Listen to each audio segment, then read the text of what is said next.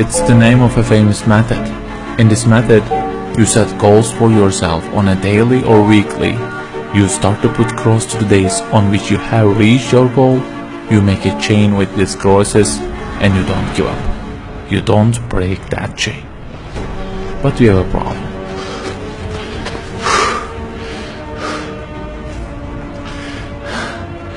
Personal development specialists say that we should have goals. You know, they say like, don't sleep more than 6 hours, learn a language, finish a book every week, don't stop, always run, don't give up on your dream, don't break the chain. Okay, I don't object to them. I also have a table and put crosses on it every day and go after many goals, no problem. But you know what? They don't talk about the most important part of it.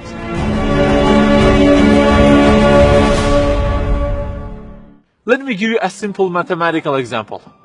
Try to imagine that you are adding numbers, and imagine that the numbers you have added up to this year is, for example, 35 in total, and you start from this year.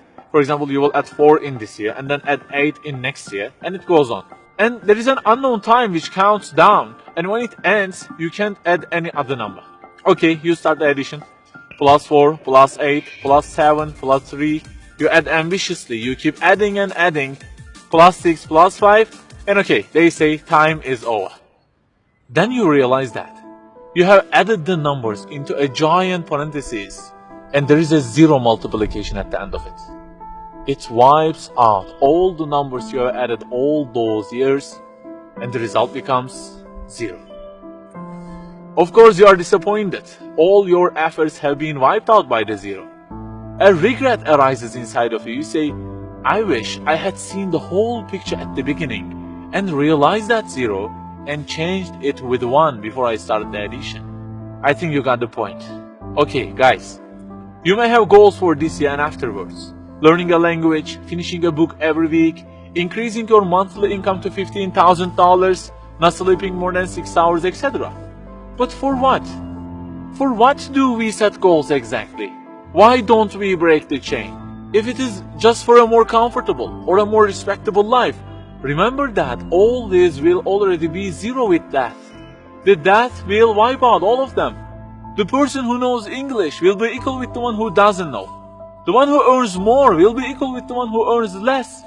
The one who can reach his goals will be equal with the one who can't. So, if at the end of it, the death will 0 everything, so what is the meaning of adding more numbers with an ambition? It just increases the degree of the disappointment that you will feel. So the logical thing is, seeing the whole picture at the beginning. In this life journey, which will end in an unknown time, my first job must be to prevent death from being 0. Well, can I really prevent death from being 0? I mean, since everything will leave my hands and will be lost, is there any other way that would transform them into something eternal? I mean, isn't there any kind of stamp for eternity that would impress all of the things that I possess and say, look, there is a seal on them and you can't wipe them out, okay? They will remain forever. The only one to say such a thing is the owner of the everything.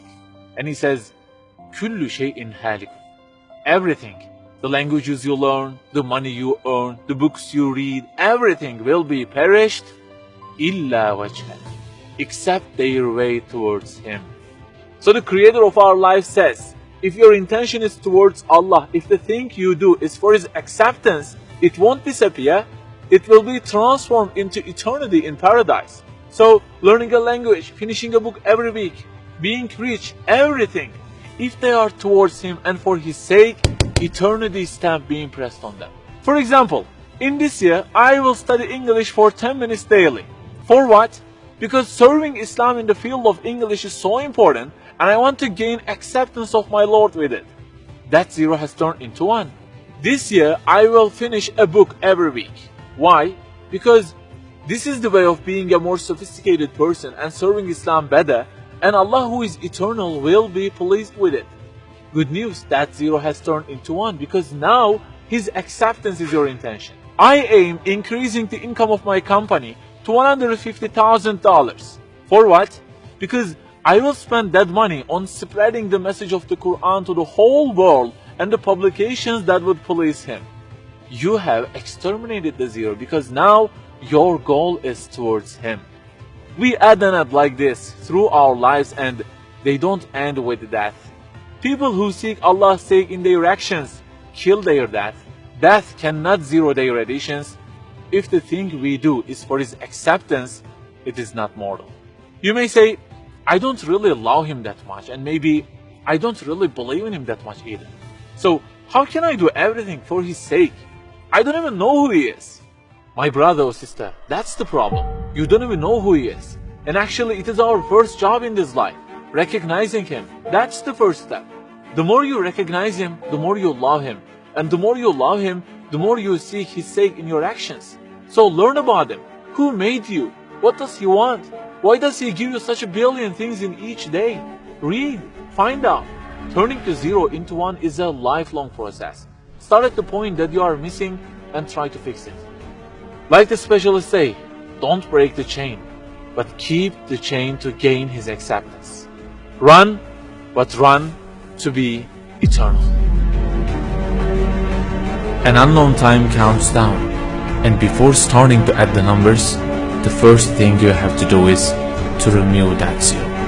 Otherwise, everything you added will be wiped out.